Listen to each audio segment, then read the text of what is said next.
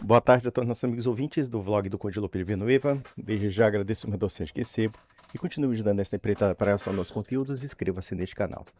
Eu recentemente participei de uma live junto com meu amigo Gabriel Frisk contra o senhor João, o Areópago Apologética, em que a gente falava sobre a sola escritura.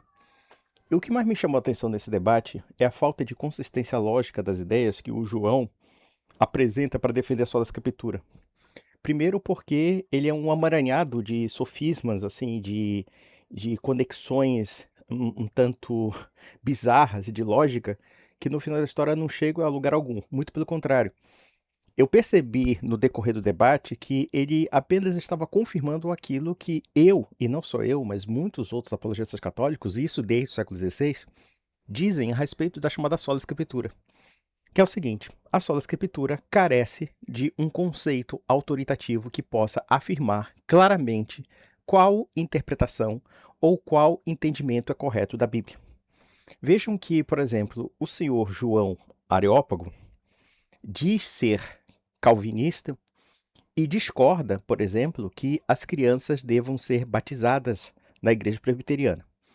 E ele usou o seguinte argumento: ele, teoricamente, não invalidaria a forma e a matéria do batismo calvinista, mas sim o entendimento desse batismo, tá? Então ele está dizendo o seguinte, que no entendimento pessoal dele, e só pessoal dele, né, os calvinistas estão errados.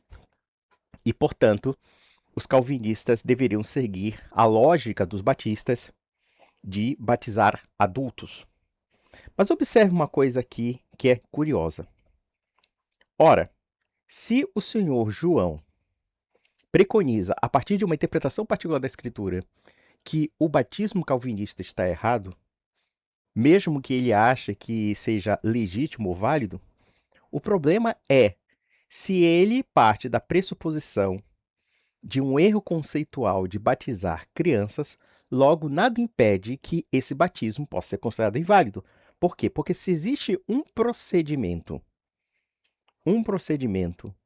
que implique um critério de quais pessoas devem ser batizadas ou não devem ser batizadas, então a separação que o João faz entre a teoria que ele acredita do batismo como a prática do batismo são elementos incongruentes. E isso pode ser elucidado pelo fato de que os próprios batistas rebatizam as pessoas. Ou seja, quer dizer, ele tem um pensamento próximo dos batistas. E, portanto, logo, seria muito mais coerente que ele pregasse o rebatismo. Justamente porque esse batismo, ou esse segundo batismo, se enquadraria teoricamente naquilo que seria o mais certo para se alcançar o batismo. Vejam que, no caso católico, nós aceitamos o batismo anglicano, o batismo luterano, o batismo calvinista, por conta da matéria e a forma, ainda que a compreensão desse batismo seja nem sempre a melhor e a mais correta. No entanto, existe a questão da matéria e da forma e dos tipos de sujeitos que podem ser batizados. Já a teoria do chamado rebatismo, ou então do batismo de adultos, rejeita de antemão, isso é uma conclusão lógica, rejeita de antemão, tanto do ponto de vista teórico como do ponto de vista prático, o batismo de crianças. Ponto final. Logo, para a lógica do Batista, e isso me parece muito mais coerente do que a lógica do João, o batismo de criança seria inválido porque não tem precedentes na Sagrada Escritura, como ele diz. Embora a gente acredite justamente o contrário, e não há nem mesmo nenhuma objeção de batizar crianças. No entanto, é aquela história. O João tentou de todo modo falar, né, tentar justificar a autoridade das escrituras pelas escrituras, quando na verdade, na prática, é a autoridade das escrituras segundo ele, segundo a ótica dele, segundo a ótica, sei lá, de qualquer pessoa que pegue a Bíblia possa fazer um juízo particular sobre ela. Esse é o primeiro ponto, que mostra inclusive a contradição doutrinária que a sola escritura leva. Ou seja, que, por exemplo, ele ele, dentro da igreja presbiteriana, não concorda com os pontos doutrinais da igreja presbiteriana. Então, logo, existe um problema de unidade de fé entre ele e a igreja presbiteriana. Ponto final. Logo, A sola escritura não leva à unidade de fé. Muito pelo contrário, leva à desunião, leva à discórdia. Por quê? Porque não existe autoridade. Porque não existe legitimidade para afirmar quem de fato está falando a verdade. Ou seja, eles se apegam a uma expectativa puramente formal do que é a escritura e, evidentemente, eles criam seus juízos particulares e não explicam por que, de fato, esses juízos particulares serão melhores ou piores do que outros. Já que, se por um lado o João afirma que só a escritura pode responder alguma coisa, por outro lado, ele afirma que o magistério da Igreja Católica ou qualquer outro magistério são falíveis. Ora, se o magistério é falível, logo esse magistério é passível de erro. Se ele é passível de erro, como poderemos interpretar infalivelmente a Bíblia? Já que, segundo ele, a Bíblia é infalível, mas as pessoas são falíveis e as interpretações são falíveis. Então, logo nós criamos aqui uma situação cognitiva praticamente impossível de entender a Bíblia. Justamente por quê? Porque da mesma forma que a Bíblia é teoricamente infalível, no entanto, a capacidade de compreensão dela é falível. Ou seja, não se pode afirmar objetivamente a infalibilidade do entendimento das Sagradas Escrituras. Mas já voltando à questão do magistério, que ele fez uma pirueta verbal para enrolar e ainda afirmou uma coisa completamente absurda do tipo que o magistério morreu com os apóstolos ou terminou com os apóstolos, a pergunta que quer calar é, primeiro, ele usa esse argumento para afirmar somente a escritura, dizendo que a sola escritura não nega as tradições, contanto que elas sejam correlacionadas à escritura. Esse é o argumento dele. Só que existe um problema. Partindo da pressuposição de que quem predetermina qual tradição é válida ou não segundo a escritura, não é a própria escritura por si mesma, mas sim o juízo particular de quem acha que aquela tradição é válida ou não segundo a escritura. É o caso dele próprio com relação à igreja presbiteriana. A igreja presbiteriana entende como uma tradição batizar crianças. Já ele entende o contrário. Então, essa tradição em algum ponto já é descartada. Quando, por exemplo, observamos que inúmeros segmentos protestantes nascem sempre negando pontos de fé de outros segmentos protestantes, então, lenta e gradualmente, a tradição é destruída. A tradição é invalidada em nome de critérios absolutamente subjetivos. Veja que o argumento do João com relação ao batismo de crianças é completamente fraco. Simplesmente, eu não vi batismo de crianças na Bíblia, logo, é inválido o batismo de crianças. E que isso supostamente só foi implantado séculos depois. Nós poderíamos usar isso em qualquer dogma de fé católico. A Trindade é um exemplo. E ele tentou pegar, no caso, São Justino Marte, querendo provar a questão da Trindade. Só que existe um problema. São Justino Marte não é a palavra final da igreja. Ele é, sim, um pai da igreja, um homem que explica uma tendência que, de fato, era ensinada pela igreja, porém, a determinação da Trindade, a evolução deste conceito, como também a explicação relacionada à ideia de um filho consubstancial ao pai, a homoousia, ela partiu genuinamente da igreja e não dos apóstolos. Nós não temos essa terminologia no âmbito apostólico. Então, se nós não temos essa terminologia no âmbito apostólico que define a Trindade, então, para efeitos legais, a Trindade é uma introdução e uma explicação teológica da igreja. É muito cômodo para o seu João, de uma forma muito retrospectiva, falar que a Trindade está na Bíblia. Mas isso não era muito claro no século I, II, III. Até porque esse conceito teológico teve que ser desenvolvido. Até porque existem inúmeras heresias daquela época que são antitrinitárias e que falavam das três pessoas de uma forma completamente diferente daquilo que nós compreendemos como Trindade. O sabelianismo, o paripassianismo. Estudem o que é o sabelianismo e o paripassianismo.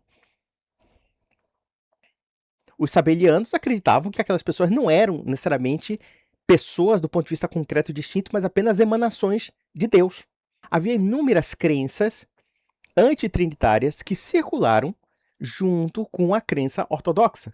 Só que foi necessário que a igreja batesse o martelo e afirmassem de uma forma infalível que a Trindade é dogma de fé. Quando a igreja afirma um dogma de fé, ele está afirmando que aquela verdade de fé é infalível. E, portanto, claro, se a verdade é infalível, se a verdade que a igreja professa é infalível, é porque essa verdade está na igreja. O mesmo podemos falar do cano bíblico. Olha só o absurdo que o João me respondeu.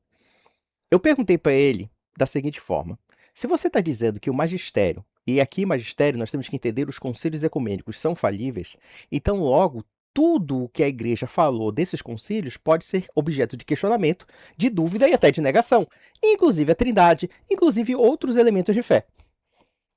Então me diz uma coisa: se o cânon bíblico foi definido infalivelmente pela igreja, e se a igreja está errada, qual autoridade pode dizer que a igreja está errada? Aí ele deu a seguinte resposta, que no meu entender é completamente absurda: a própria escritura. Ele disse, não, pera lá. Se a escritura, tal como conhecemos, dependeu do reconhecimento e do ensino da igreja, porque quem portava essas escrituras era a igreja, quem afirmava, segundo uma tradição, que tal autor escreveu tal texto, quem escreveu os evangelhos, etc. Quer dizer, foi uma tradição que foi guardada, uma tradição apostólica, inclusive. Por quê?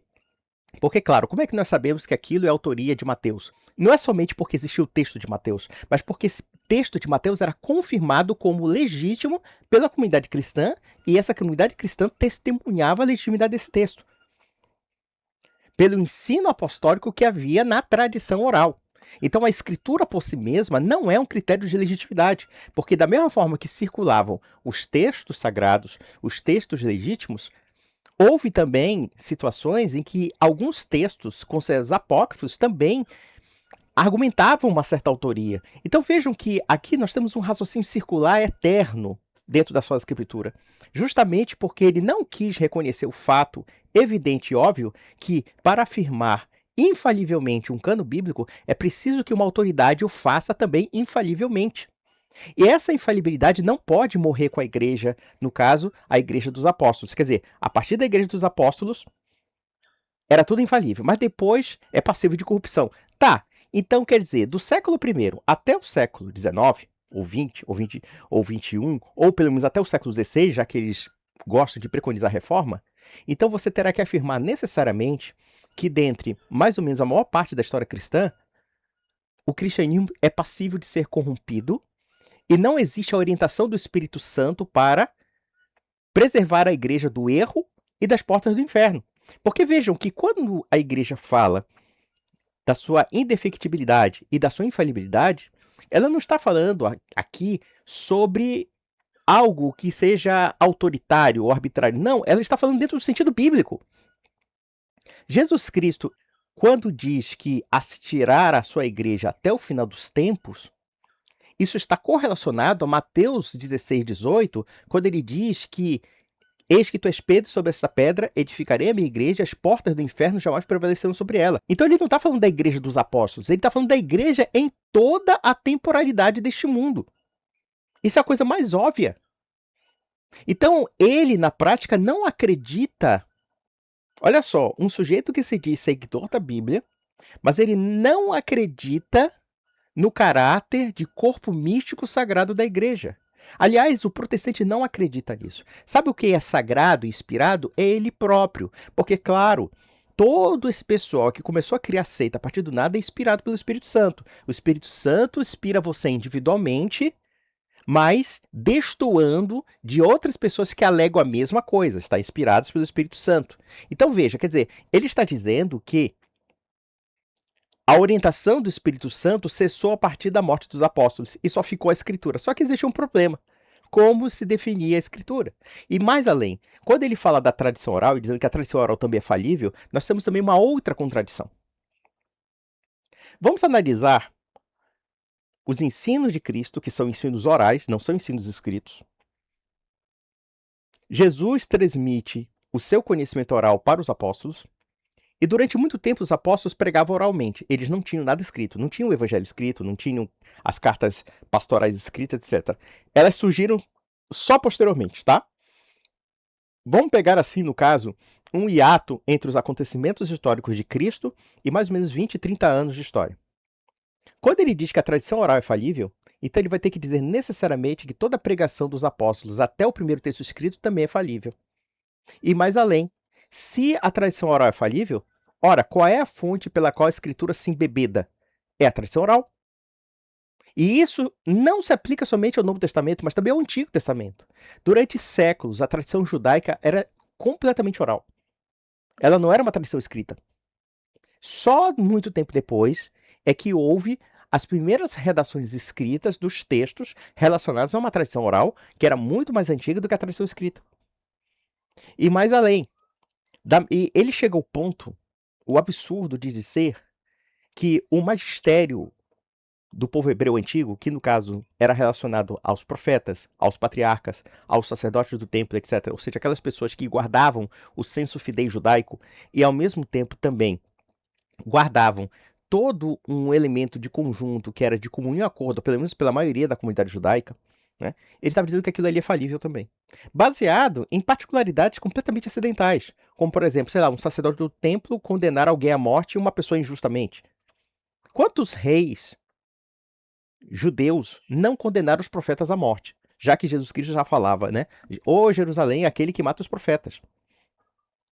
Ou seja, os profetas que foram oráculos da revelação divina chegaram a ser mortos pelos judeus. E nem por isso deixaram de ser oráculos.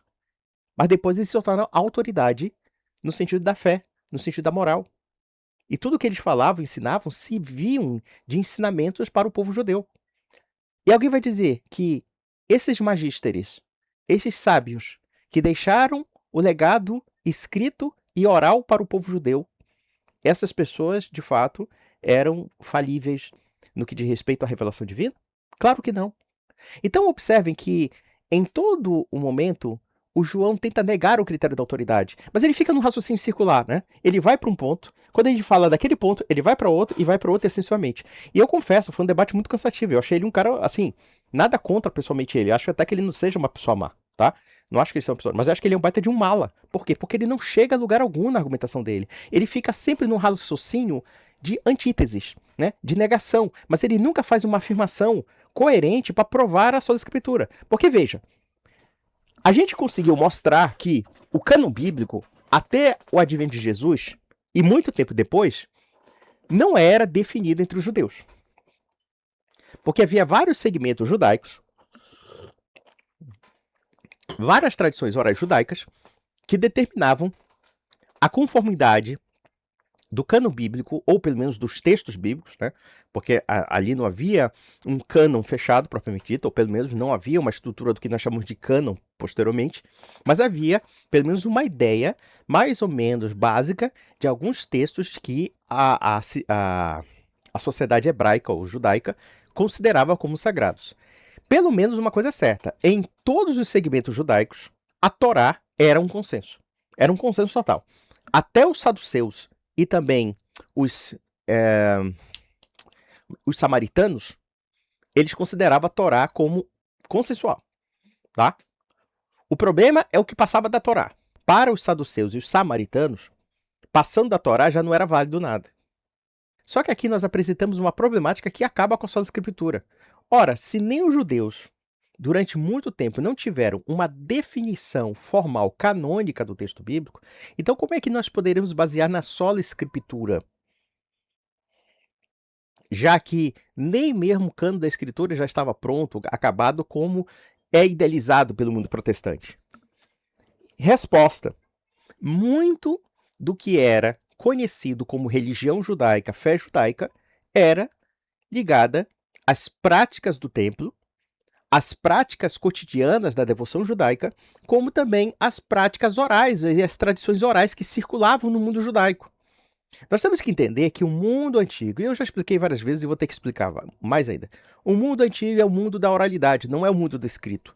O mundo do escrito é uma coisa que foi inventada a partir do século XVI. Se entendermos, por exemplo, com o advento da imprensa, com o advento da publicação de livros, com a alfabetização em massa que foi lenta e gradualmente crescendo na Europa e que acabou se tornando uma regra comum dos europeus no século XIX e que se espalhou pelo mundo, a alfabetização em massa, assim suavemente. Então, alfabetização em massa e textos, livros, tais como conhecemos hoje, são fenômenos modernos. Então, dentro da tradição judaica, o chamado conhecimento revelado não se manifestava apenas por um texto escrito.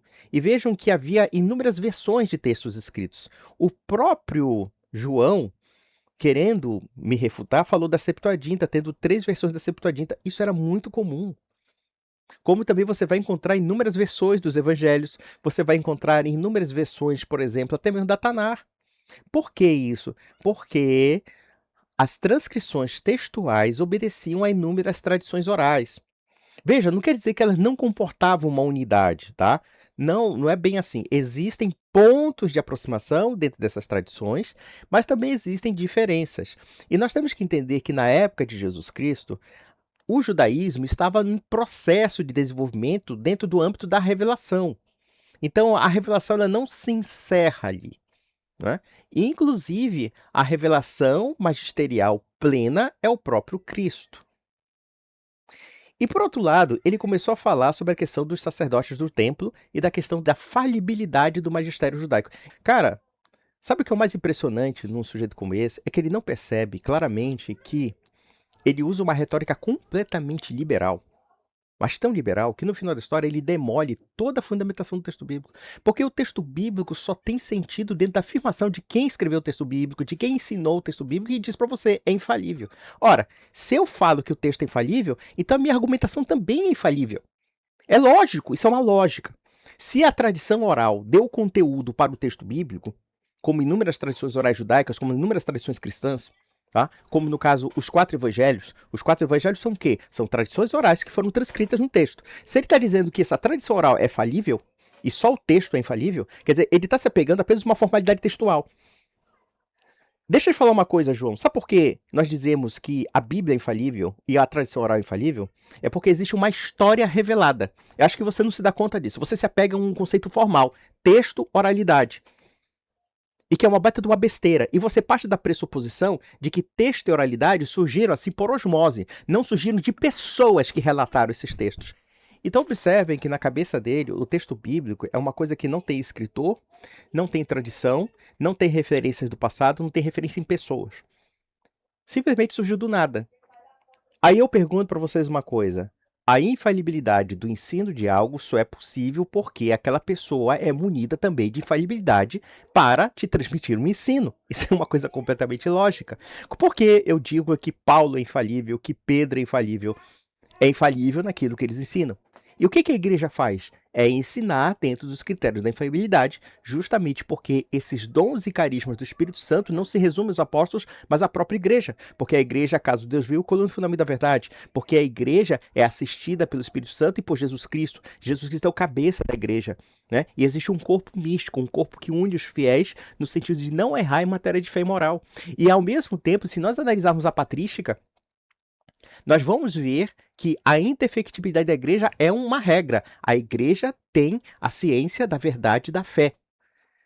Como o povo judeu, dentro de um determinado momento, na pessoa dos seus profetas, dos seus patriarcas e daquelas pessoas que foram inspiradas por Deus e que foram reconhecidas pela comunidade judaica como tal, elas também professavam a fé do povo de Deus. Então nós temos que entender uma coisa: os sacerdotes, os profetas, os patriarcas são prefigurações da igreja que é o povo de Deus. Aí sabe o que acontece? Esse sujeito diz o seguinte: olha, esse corpo místico permanente, essa assistência do Espírito Santo para orientar as pessoas para não errar, não existe. Eu nunca vi um argumento tão materialista, tão cético e tão anticristão como esse. Porque na prática, no afã de querer demolir a autoridade da igreja, ele demole a autoridade do cristianismo. Ele coloca em dúvida as próprias escrituras, porque, claro, é como eu fiz a pergunta para ele, e ele fez um raciocínio puramente circular, que é uma petição de princípio. Por exemplo, se eu afirmo para ele, veja, a igreja definiu o cano bíblico. A igreja disse que os 4 evangelhos são inspirados.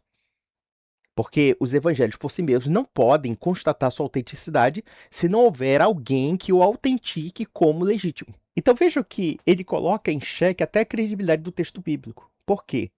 Se eu faço a seguinte pergunta, do tipo: esse grupo de pessoas que foram sacramentadas dentro de um caráter sacerdotal, e orientados pelo Espírito Santo, com os carismas do Espírito Santo, e partindo do fato de que eles são sucessores dos apóstolos, não somente não somente no que diz respeito aos sacramentos, mas também no que diz respeito à defesa e serem guardiães da fé, então, logo, a igreja orientada pelo Espírito Santo afirma tais verdade e fé.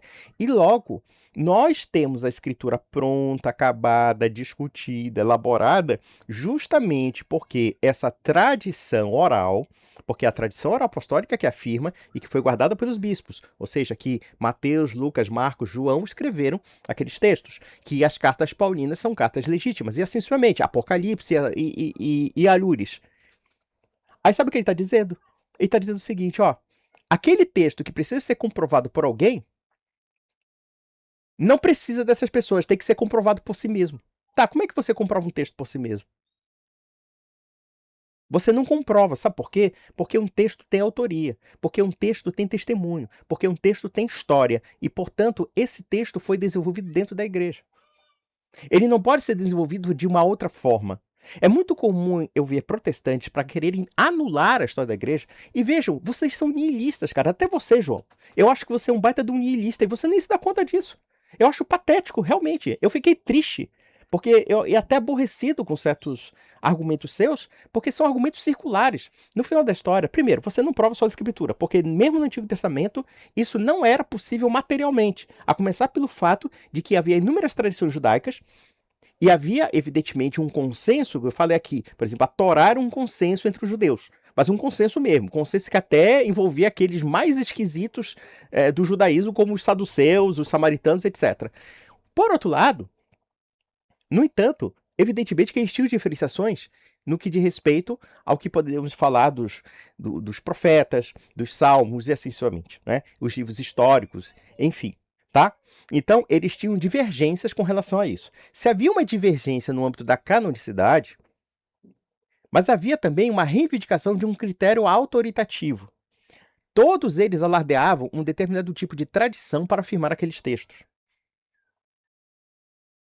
E a igreja cristã também afirma essa tradição, porque nós temos que entender que a igreja cristã, dentro de uma situação em que havia vários segmentos judaicos que tinham várias perspectivas sobre o messianismo, só que o cristianismo faz uma coisa diferente. Ela surge a partir da manifestação do próprio Messias esperado pelos judeus. E, portanto, tudo que nós temos no que diz respeito ao Antigo e Novo Testamento é estabelecido segundo os critérios da revelação de Jesus Cristo e da revelação dos apóstolos. Então, quer dizer, você não consegue provar a sola escritura nem na época apostólica, nem mesmo na época judaica do Segundo Templo, e nem mesmo na época de Moisés.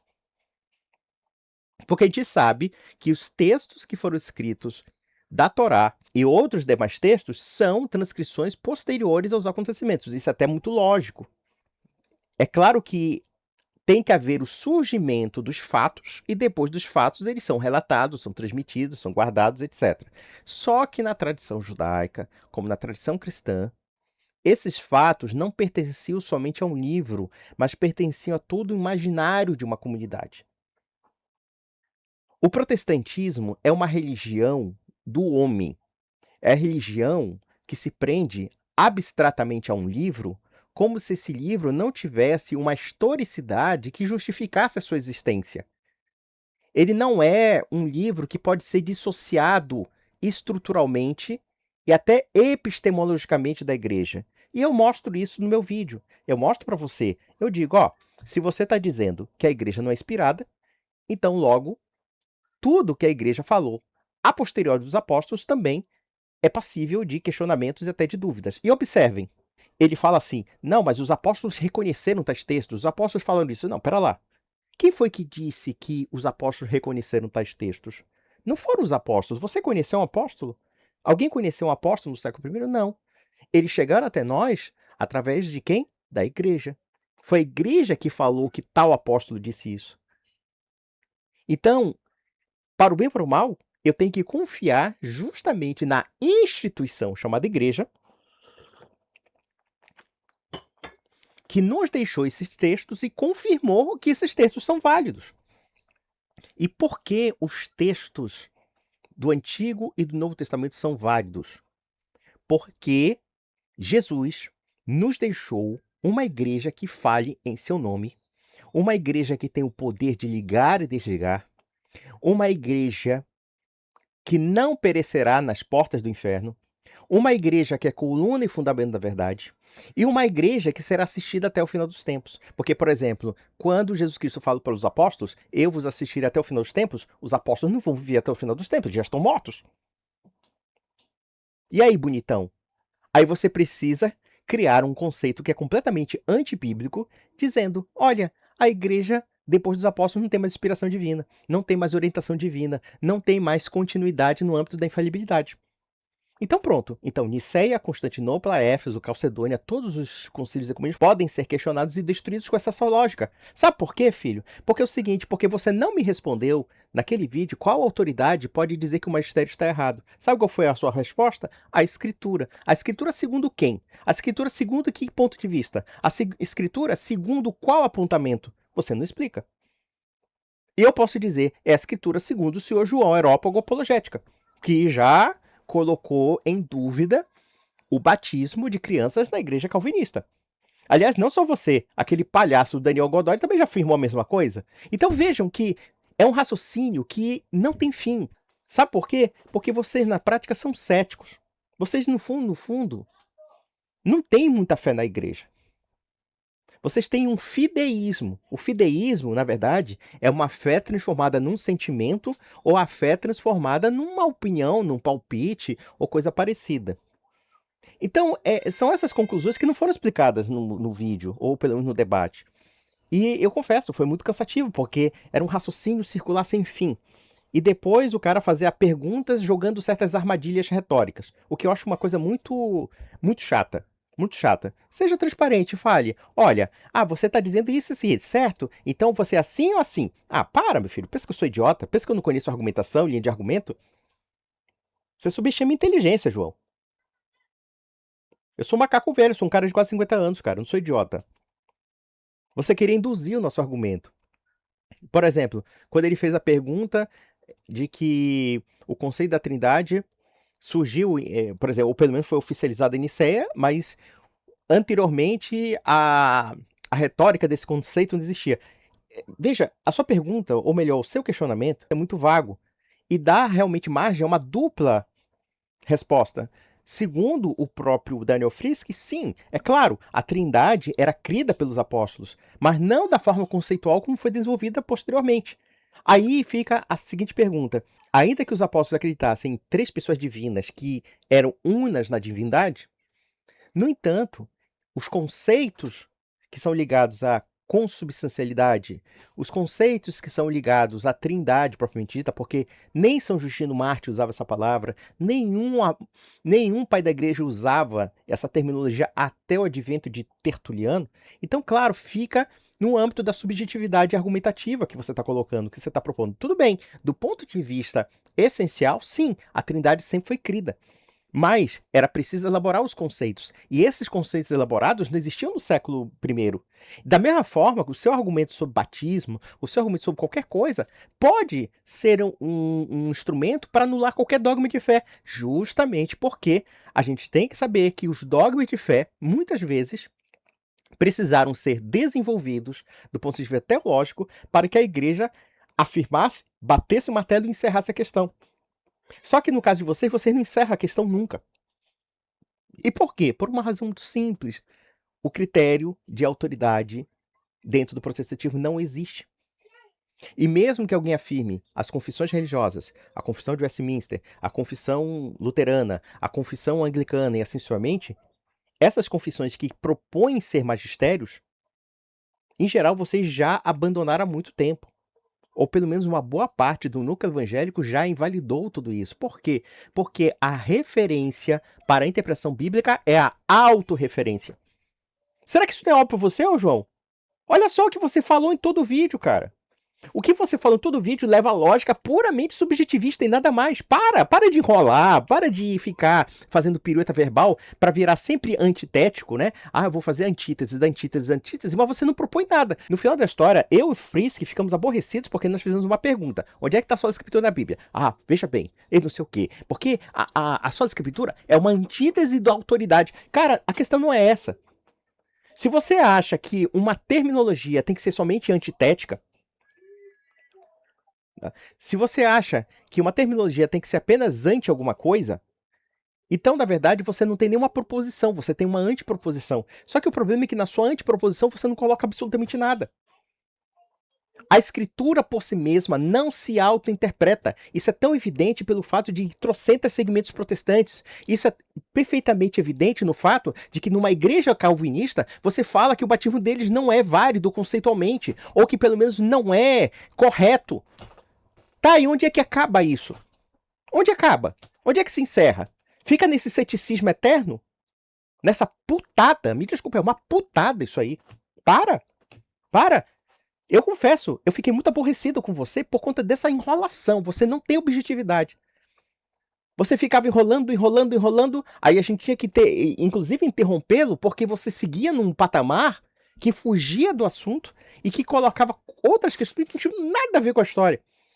E que no final das contas, você nem se dá conta que a sua tentativa de invalidar o magistério, só faltou invalidar santos e profetas. Você só faltou invalidar Jesus Cristo. Quando eu disse que Jesus Cristo era o magister, você começou a dar a entender que eram outros magísteres. Não, cara. A nossa fé é uma fé de ensino. Alguém ensinou pra gente essa fé. Você sabia disso, não? Você acha que a Bíblia chegou por você assim, voando? Chegou, sei lá, com uma asinha do céu? Não chegou assim, meu filho. Acorda pra realidade. E pra terminar, o fofoqueiro de paróquia, aquela criaturinha que mais parece uma mocinha de telemarketing falando. Claro que isso, há pelo menos uns 15 anos atrás, ele parecia realmente uma moça. Se alguém olhasse assim, sei lá, se alguém ouvisse no telefone acharia que era uma mulher mesmo, o senhor Lucas Banzoli. E agora ele tem voz de pato dono de gripado ou pato dono de com gripe espanhola, né? Porque ele fala de uma forma completamente assim, é muito esquisita a voz dele. É muito esquisita, mas sim, vamos lá. Seja o que for, ele foi fazer fofoquinha dizendo: um protestante humilhou dois católicos, sabe?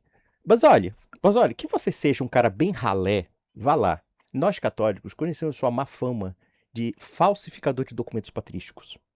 Nós católicos conhecemos a sua má fama de adulterar eventos históricos ao seu talante. E eu vou acrescentar, para a igreja do senhor Joãozinho, ou seja, a igreja presbiteriana, você é um herege. Você sabia disso? É, herejão. Vai lá beijar a bunda da Ellen White. Vai lá beijar a bunda da igreja adventista e dizer: Jesus Cristo é o arcanjo Miguel. Vai lá, cara. Vai lá, prega a mortalidade da alma. A mortalidade da alma. Pregue como um materialista chulé que você é e vá fazer média com aquelas pessoas que te chamam de herege por trás das suas costas. Se você serve para alguma coisa dentro da apologética protestante, é virar fofoqueira de paróquia. Tipo Sônia Abrão, sabe? Você é a Sônia Abrão do protestantismo, sabe? Ou então você é aquele. Acho que é o Nelson Rubens, né? Eu aumento, mas não invento, sabe? Fofoqueira de paróquia. Toma vergonha, cara. Você já não é nem um cara fisicamente muito masculino. Agora, você agindo dessa maneira aí, fazendo média, querendo fazer recortes do debate, dizendo: olha só, o João humilhou no debate. Humilhou o quê, cara? Um moleque bobão como o João. Me desculpa. Eu, com todo respeito ao menino, o menino tem que crescer muito, tem que, sei lá, tem que comer muito pirão, sabe? Tem que tomar leitinho pra cacete, entendeu? Entendeu? Aí você fica aí fazendo bandeirinha, levantando bandeirinha, dizendo que alguém humilhou, coisa parecida. Toma vergonha, Banzori, toma vergonha. Nós conhecemos a sua fama. A sua fama é péssima. Salvo, evidentemente, para essa evangelizada ignorante que te segue. Porque, vamos ser sinceros, infelizmente, o movimento evangélico brasileiro é um movimento cheio de gente burra. Gente burra. Infelizmente é verdade. Eu vou dizer porque eu sei que muitos evangélicos inteligentes me comentam sobre isso. Nossa, que ambiente de gente burra. Eu falo pra eles: pô, então por que você tá nesse ambiente, caças, né? Pô, por quê? Por quê? Você tá aí com esse pessoal que sabe que é burro pra cacete, só fala besteira. e prega as piores loucuras. É beber detergente, é rezar pra pneu, é ficar ungindo o chulé do Bolsonaro, é ser anti-vacina. É só maluquice, é só doideira. Fica levantando a bandeira de Israel, e quando estudar o judaísmo, eles vão achar que o judaísmo ainda é mais paganizado do que o catolicismo. Lembra daquele. Mano, daquele Eliseu Drummond da Telege, o pastor Eliseu Drummond da Telege, né? O Eliseu Rodrigues. Olha, o catolicismo romano e suas práticas pagãs. Essas práticas pagãs de acender vela para morto, de orar pela alma do morto, sabe? Aí, meu Deus do céu. Se eles lessem como os judeus vivem o luto no Shiva, você sabe o que é o Shiva? Procure Shiva. Shiva, Shiva, que é o luto de 7 dias. E depois o Mishmahá e o Shechushin, que no caso é o luto até os 30 dias. Se eles observarem que judeus acreditam em oração pelos mortos, purificação das almas, acender vela para morto, meu amigo, esse pessoal vai pirar, vai pirar, né? Vai pirar com relação aos judeus. Então, meus amigos, até a próxima.